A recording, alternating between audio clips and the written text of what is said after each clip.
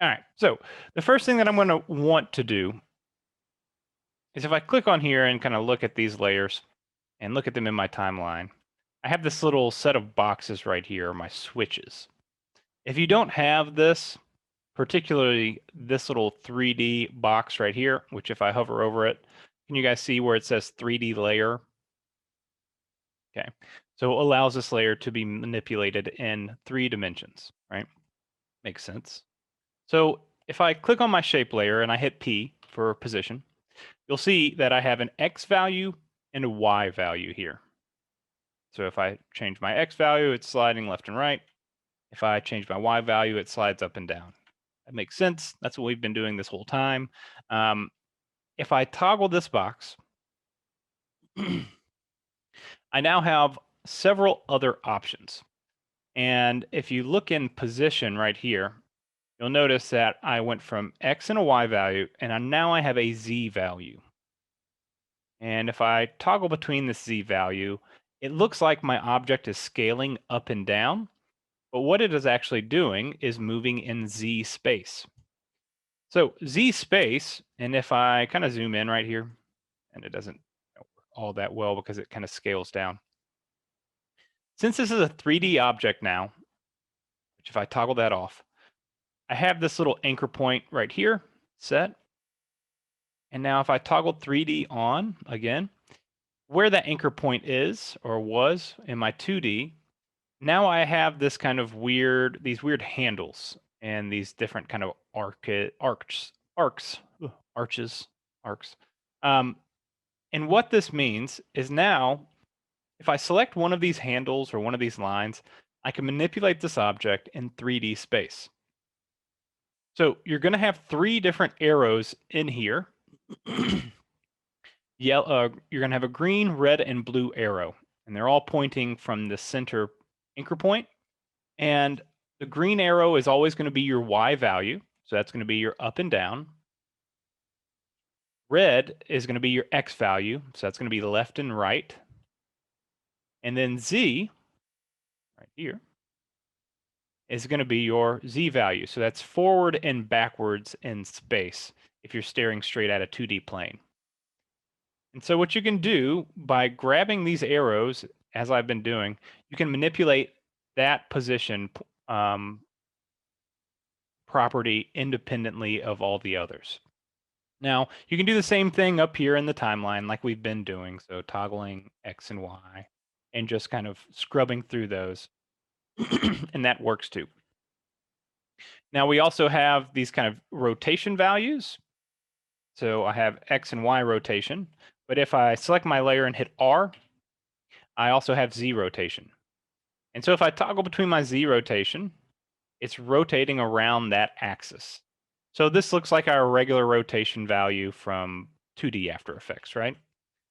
I have a Y rotation now, and if I rotate on Y, you'll see my object is actually spinning on the Y axis.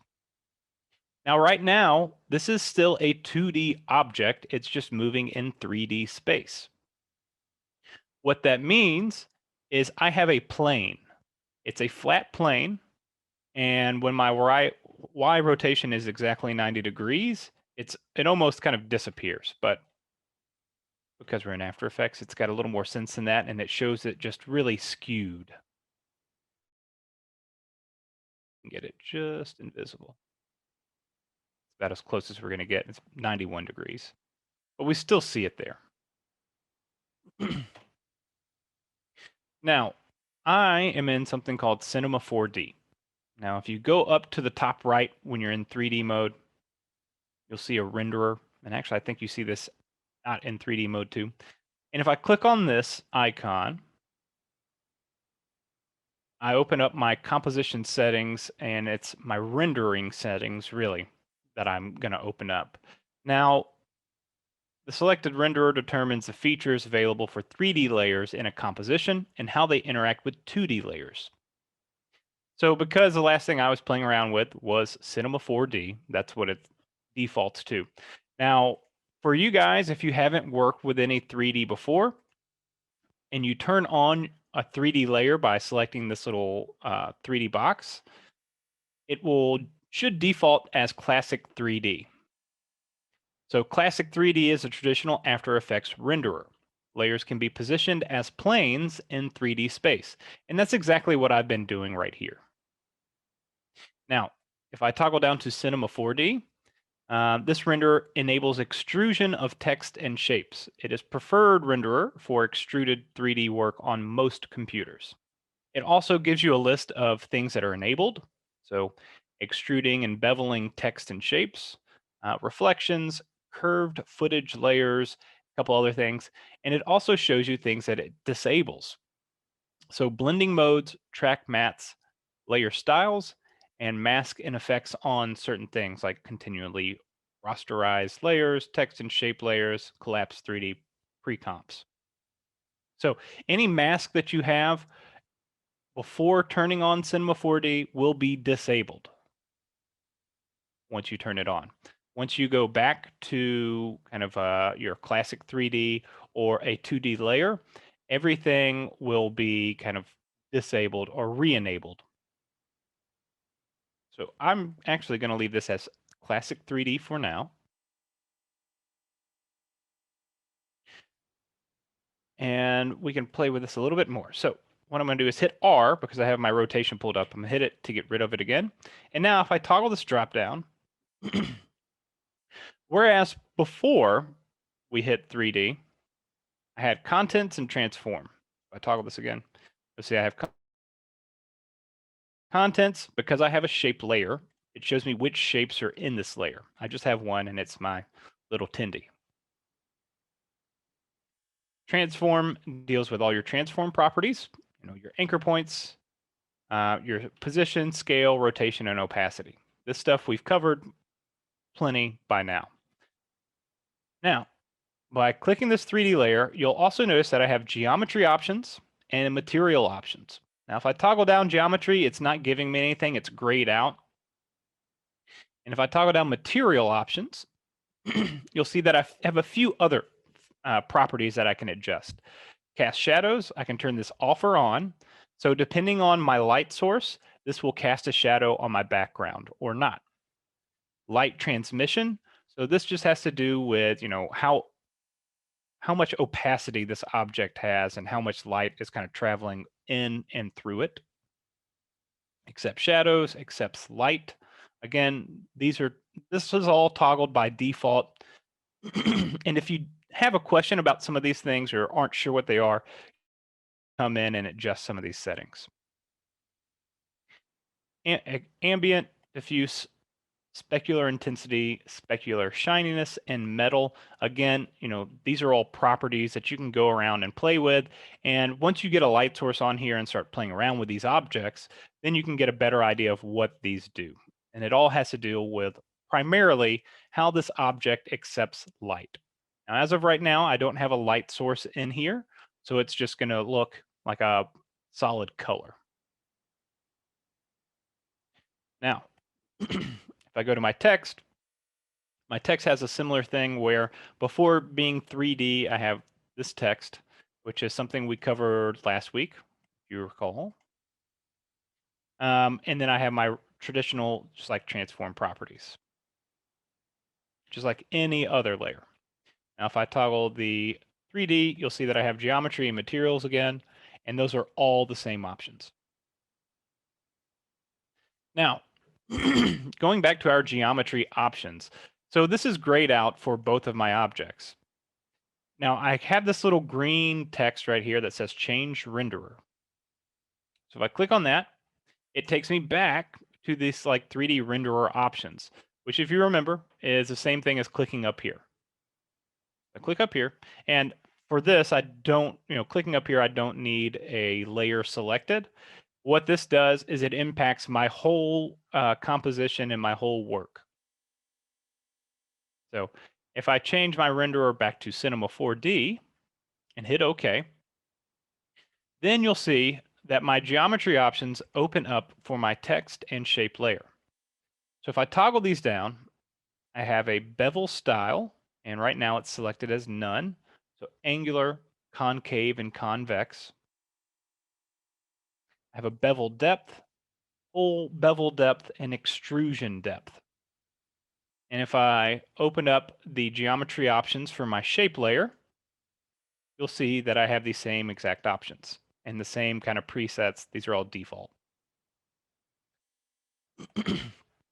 So what I can do now with Cinema 4D started or used as my current renderer, I can go down to my geometry options for my Tindy and increase my extrusion depth. I'll increase it to maybe about 60 and hit enter. And if you were kind of paying attention, you can tell a slight difference. Under this blue outline, there's a little bit more color right here and right here as well. So what that did was extrude my shape. Are you guys familiar with that term? So what an extrusion does, for those of you unfamiliar, is it takes a flat shape and expands it out. So if I'm looking at my plane to the side, I'm just getting like a plain flat piece of paper, right? Now if I extrude it, I'm taking this paper and expanding it out and creating a 3D shape out of this. So what I can do is rotate my object around the y-axis. So let's go to Y rotation. And now you can tell, especially right here, that this has depth to it. And if I increase my bevel or my extrusion depth, let's go to 100 and enter, you'll see that it extends out even further. So now I have created a 3D object. Now remember, this can only be done with Cinema 4D selected. Otherwise, if I was in classic 3D, you'll see that my object just becomes a plane. And if I hit OK, now it's a plane. Now if I go back to Cinema 4D and hit OK, then it refills and goes back to my latest settings in Cinema 4D. So I go back to this 100-point extrusion. I'm going to change my Y back to 0. And now I have this beautiful little Tindy. Now, as you guys can have probably figured out or guessed by now, each one of these properties has a little stopwatch near it, meaning that they can all be keyframed, which means they can all be animated.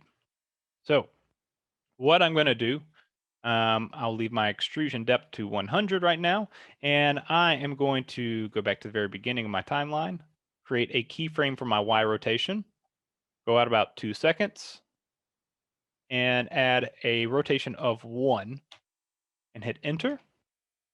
And that will create a new keyframe. I'm also going to hit N and bring my little work area to right here. So whenever I play, it stops there. Now, if I go back to my beginning and press spacebar to kind of play, it'll take a while to kind of, store all this and cache it. But once it does, then it should play at speed. So you just have to give it a second. But as you can tell, my Tindy is rotating around in 3D space. And it is extruded. Now, because I don't have a light source on here, it just seems like it's one solid color and you can't really tell edges or sides or faces all that well. You can just kind of, eyeball it. Now, let's see. We'll do the same thing with my text. So I'm going to go to my geometry options. Extrusion depth, we'll do 100 as well. And so with this, because it's not just one large shape, you have a lot of kind of sides and edges, you can tell the depth a little bit better. Going to my transform, Y rotation, make sure I'm at the very beginning of my timeline. And what I'll do just to make sure that I have everything synced up is I'm going to hit this little arrow to go to that next keyframe right here. And I'm going to keyframe my text the same way in the same spots. There we go. So now again, let this render out, or let this cache out. And now I can actually tell that it looks like there's some depth difference between my text and my Tindy. Though that might just be because they aren't perfectly lined up to the center. There we go. Spinning chicken tendies. All right. So this kind of covers a little bit of working and creating 3D objects in After Effects, but it doesn't really cover, adding lights or cameras, which is going to be the next thing we want to do. So in After Effects, you'll want to use a light source, right? And I'm actually going to add a background on here while I'm thinking about it. I'm going to new and shape layer, drag that to the bottom.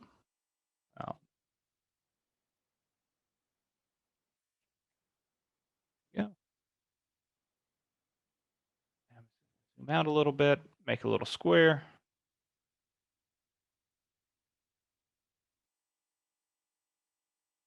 And we'll make it a kind of greenish, maybe a little more teal.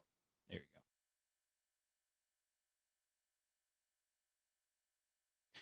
go. All right. So what I want to do now is, like I was saying earlier with this little shape, I'm not seeing all the edges and the vertexes all that well whenever it moves because I don't have a light source to define that space. So what I want to do is add a light. And I do this the same way that I've added shapes and text. I'll go up to Layer, New, and Light. Now, you'll get this little pop-up window, and you can name your light whatever you want to. And in the settings, very top of the settings, you'll see a light type. And if I click this drop down, there are 4 different types of lights in After Effects. The first one is parallel, and this deals with even light with a direction. So this is straight on light. It's very much like the sun. So it has not really a defined like spot or anywhere like that. And if I click it, I have a couple options for intensity. There's no cone angle, no cone feather. And I can add fall off, but usually by default, there's none there. And so if I use this one, if I click OK, it's just going to give me a light and it's going to shine directly straight ahead with no kind of fall off or no edge to this light. It's constantly moving forward, and it's even in all kind of spread of the light.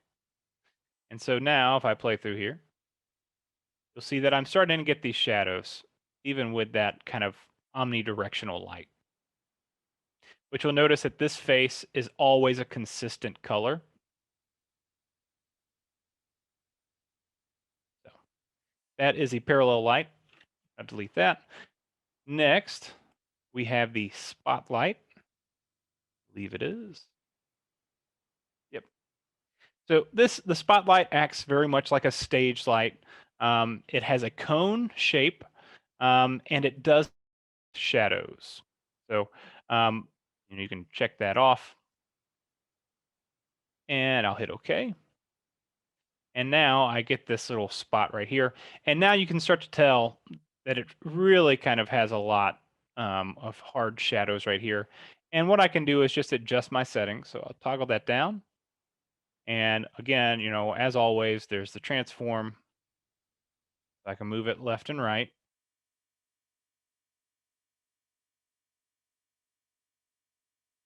And it has light options.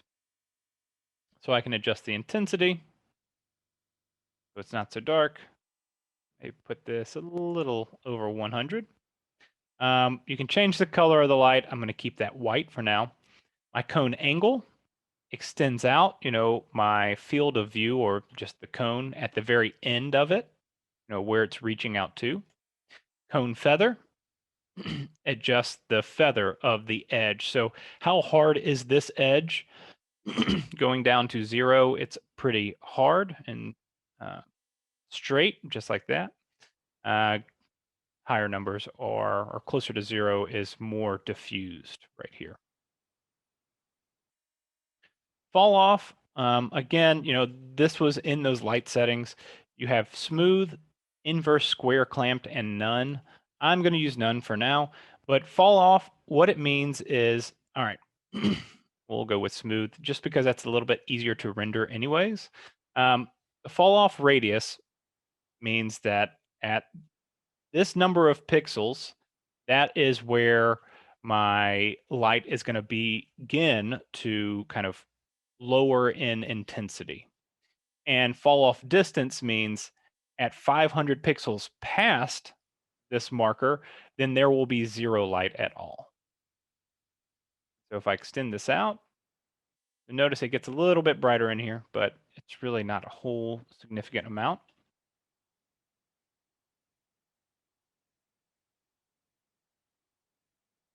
Turn that back to 500. And if I turn up this radius,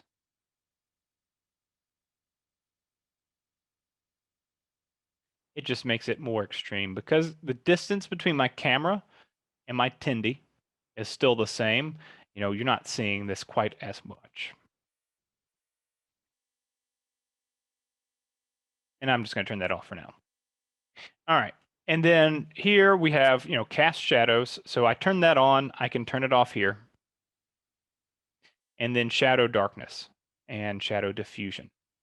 Again, we can kind of adjust these. Now, I have cast shadows on, but I'm sure you guys can notice that my Tindy and my text are not casting shadows. And in order to make sure that happens, I'll need to go to that object, toggle it down, and toggle up my transform, toggle up my geometry options. And in my materials option, I'll open that up. And now I have an option for cast shadows. And that is by default turned to off. And if I turn that on, I should start getting some shadows.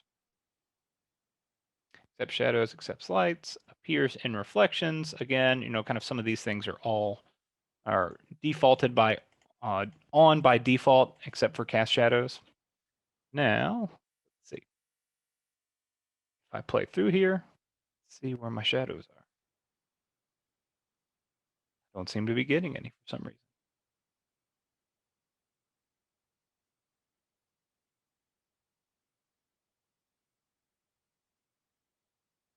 And we'll try moving my light a little bit.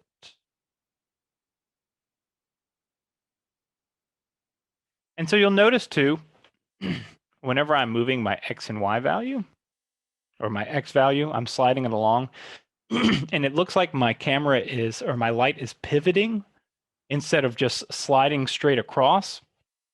That is because I have a point of interest on this light. And the spotlight does that. And you'll see right here, it has this little kind of anchor point looking thing. That is my point of interest. So that is what the camera or the light is pointing at. And so whenever I try and move my X position, it's moving X value, but it's still staying pointed directly at that point of interest. And that's right in the center of this little composition. And if I change my view to 2 views, and I like to do horizontal so I can have them next to each other, I can actually see this from a top-down view. So if I slide this X value over, my light is actually pivoting around my composition, and the point of interest is staying in that same spot, so my camera or my light is staying focused on that. Now, if I move this point of interest right over here, maybe, and now move my X value, you'll see that it's staying focused right on this point here. And my light is indicative of this. So, this right here, this little box in the top-down view is kind of my composition or my object, my Tindy. You'll see that right here, the line of this light is actually not even hitting this edge at all. And so I get my extreme darkness and my shadows right on this left side. it becomes a little brighter in the center, and then it kind of darkens out towards the end because of that kind of fall off. I'll just reset that. There we go. Still not exactly sure why my shadow is not being created. Hmm.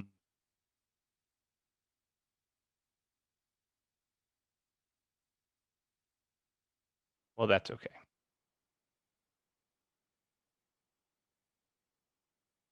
I'm going to get rid of my spotlight. We have a few more lights to cover. So after spot, we have a point light. So this acts as a point of light, and it shoots light out in all directions. This is just like a light bulb with no cover on it. And you can have, or excuse me, there's no cone and feather on here, but it does cast shadows as well, and you can adjust the fall off. And so this is a little bit more of a broad use light. So you'll see that I do have shadows.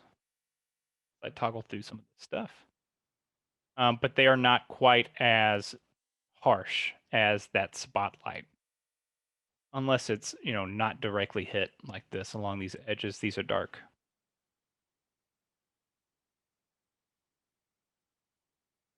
And this light has no kind of point of interest. So when I move my position over here, there you go, then I'll get this kind of more subtle gradient of light.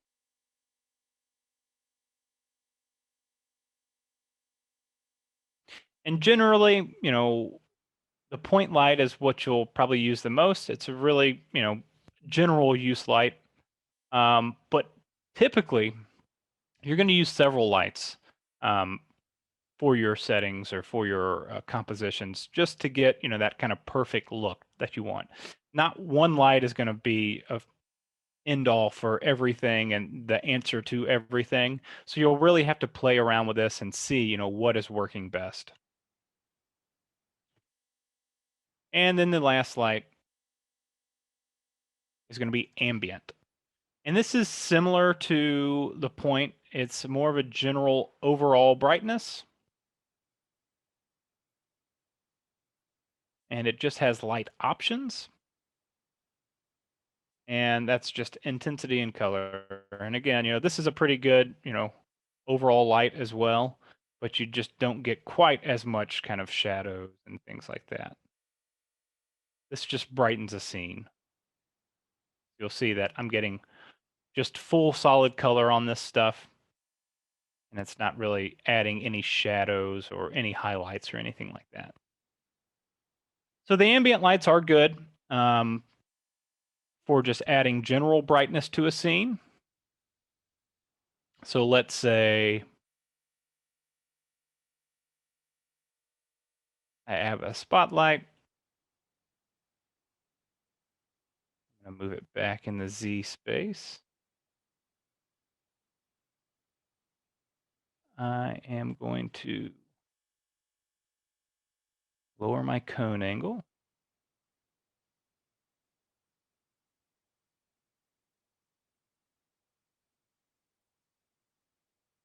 Increase my feather. Maybe do smooth fallout. Fall off, excuse me.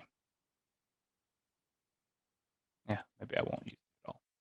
Okay, so now, I've got this little bright spot, and if I toggle or like scrub through here,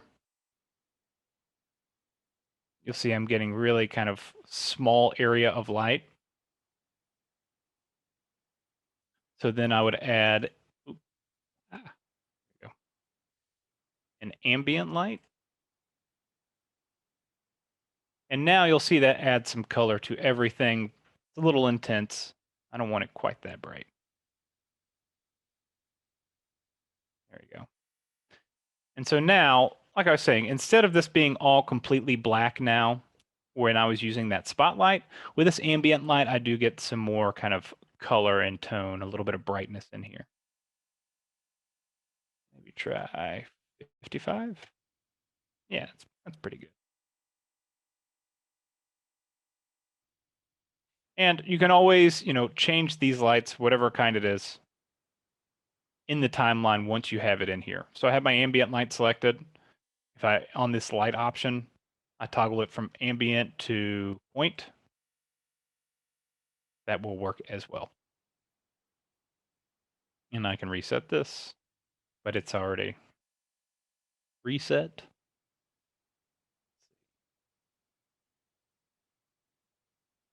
Over that away. And so now with this ambient light right over, I'm getting more bright left on this right side than on this left side with this spotlight directly in the center. So now if I try and play through here, you'll notice that it's going even slower than it was before to kind of cache all this stuff. But I've got a lot more kind of light and more kind of things going on with this.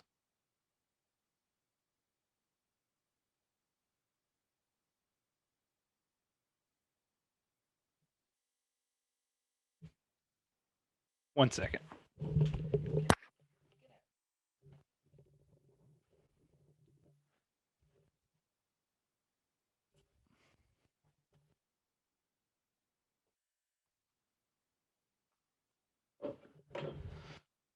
All right, look at that. Wow. Isn't that nice? Good looking lights and a good looking Tindy. All right, so the last thing that I want to cover today is using cameras and importing cameras in here to your projects. So I will keep these lights in here for now. And so the same way we inserted lights, we're going to do the same thing with the camera. Go up to Layer and New and hit Camera. You can also right click down here in your timeline, New and Camera. So whenever you select your camera, you'll have this kind of option right here, open up, or this little pop-up window. And we have two types of camera in After Effects. It's a one node and a two node camera. And I'll show you the one node for now. And then for presets, there are several presets with varying kind of, aspects. So your zoom, angle of view, film size, focal length, and these kind of things. These are all presets for different kind of HDMI or DSLR cameras, but 50 millimeters is default selected. I'm just going to use that for today. You can play around and figure out, do you want more of a square format? Do you want a more traditional kind of wide angle? What you need and what you want, and you can also create custom presets like so, and then you can save them and have them for later. I'm gonna hit OK. Now remember, this is my single node camera. And so this is especially where this kind of extra view will come in handy. Um, also with the lights that I've been using, but especially with a camera. So your camera will have similar settings to your other 3D objects. I have these kind of different axes that I can select. So again, blue is going to be Z, X is going to be red, and your Y value is going to be green. So if I hover directly over here, I can adjust that Y value, and it's telling me, what that Y value is right here.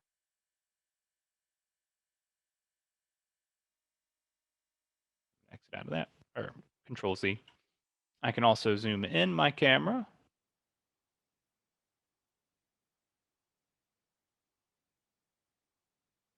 There we go. And I'm zooming in on the Z axis. Put it right about there. It might be a little wide. All right. And, you can see my camera kind of view or perspective. So this edge of my Tindy is hitting right on this red line on both sides. And so that just is telling me that my vision or my Tindy is going to be cropped a little bit. And I can see that in my active camera view. And it says up here what this view is. Zoom back just a little bit, right about there. Here we go. Now I can move my cameras around as well. So if I toggle down my camera, I have transform. Again, this is by now should be pretty obvious. I do have my X value again, toggling between this. And with these things, like especially when we start getting it with cameras and light and moving around a large space, whenever you're toggling this stuff or scrubbing through here, if you click it and drag, you're going to increment by like 1 or essentially the smallest denominator. If you hold shift while you're scrubbing through here, you should increment by 10. And so now I'm moving this stuff much quicker and much further at one time.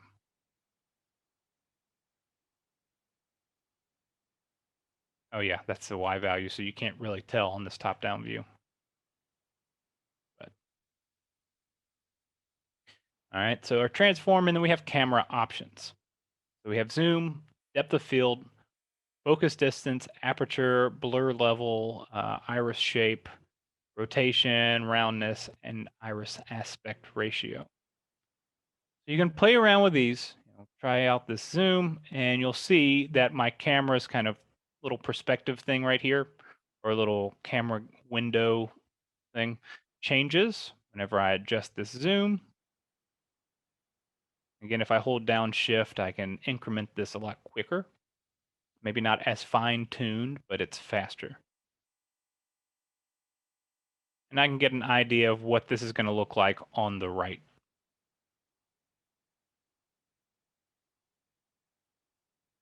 And there we go. And so now, if I transform my position, so my X position, I'm sliding my camera left and right, and it's just keeping pointed straight. And that is because this is a single node camera. Now, if I go up to layer, new, and camera, and I select a 2-node camera, these settings and everything up here, everything else is the same. I hit OK. Now, if you're looking at this top-down view, you'll notice that there's a difference between my last camera and this one. So between a single node and a double node, or double node, 2-node, double node, I think it is. Double node has this line that shoots out straight from the center of the camera, straight ahead.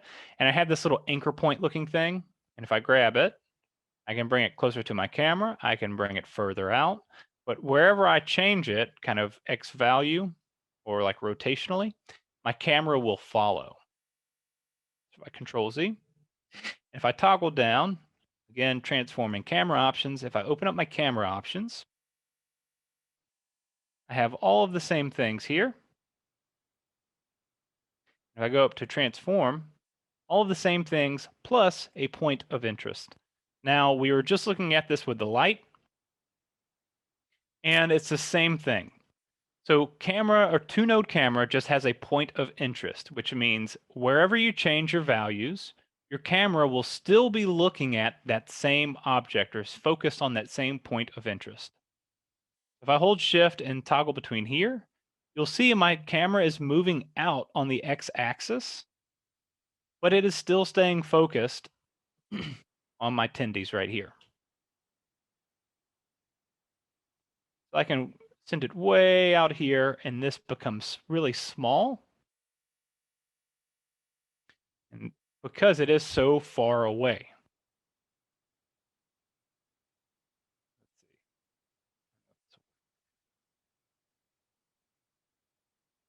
Anyway, there we go. There you go. All right, and so you'll see that, yeah, this is my point of interest, and this is what is tied to this camera. And you'll see it extends straight to the camera itself. And now, if I bring out this X value closer,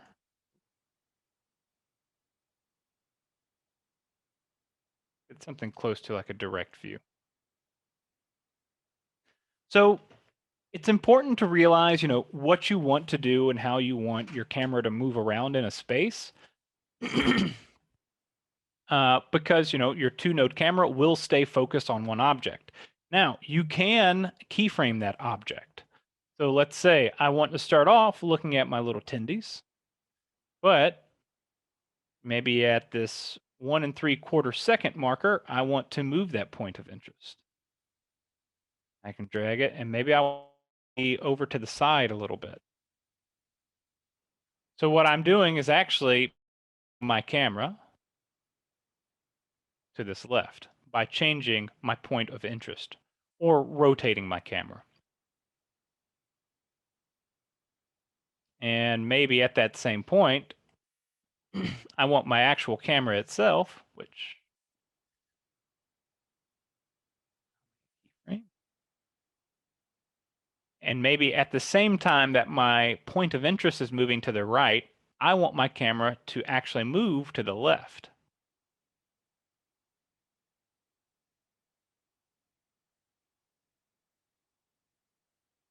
Now, if I bring this over here, and you can, just like in 2D After Effects, you can see these motion paths down here if you have your object selected. Now, it's kind of hard to tell, but I have a motion path for my point of interest, and you'll see it just goes straight along. And each one of those dots represents a frame in my animation, just like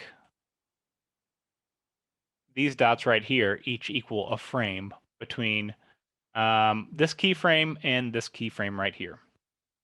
Now, with this object selected, my camera, what I can do is click on here, or if I just select my position property, and then I can see these little dots, which these are just my handles. So if I grab and click and drag or click and hold this, I can actually drag this path. And now I'm making a curve for my camera to follow. So if I hit space bar, this will kind of render out or cache out.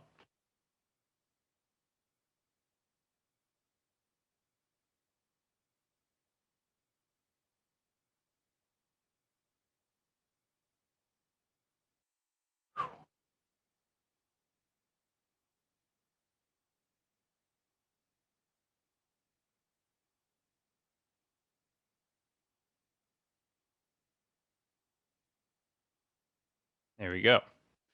So now I have my tendies rotating in place. Remember, those aren't moving, they're just rotating. I have these still lights, which aren't moving or anything like that. And I've got my camera that's kind of sliding along on this X axis, or I guess it's in X and Z space, but it's spinning, but it's staying focused right kind of on the center and kind of moving over to the right. So there's a couple things going on right here. The biggest thing that's animated is going to be the camera right now. I don't have my lights animating, although I could. And I have my text and shape animating, but they're just rotating. So again, this is relatively simple additions, but adding in several things like this all at once and then animating these keyframes can be a lot at once. And you can quickly add up kind of different elements and different things like that. Just another thing I want to show you. So remember, my little teal background is a 2D layer still. If I toggle it as 3D, that's going to create some other weird little effects. And that's not animated or moving or anything like that. It's just stationary. But this is kind of what it will look like. And now you can actually see my little spotlight. That's kind of nice. But because my camera is moving, it's backing up away from this plane. And now we can see it on this kind of white backdrop.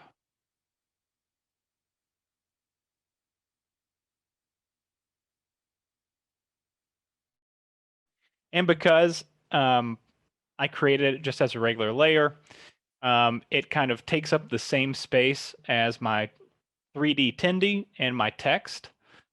So there is some overlap between this Tendy object, the text, and this plane. So I would need to back that up a little bit if I wanted it to be seen. So there's some fun things you can do. It can get really funky really fast. This kind of reminds me of a very kind of like late 80s, early 90s kind of strange music video kind of thing. Um, but that's kind of it for introductions to, basic kind of 3D working with cameras and working with lights.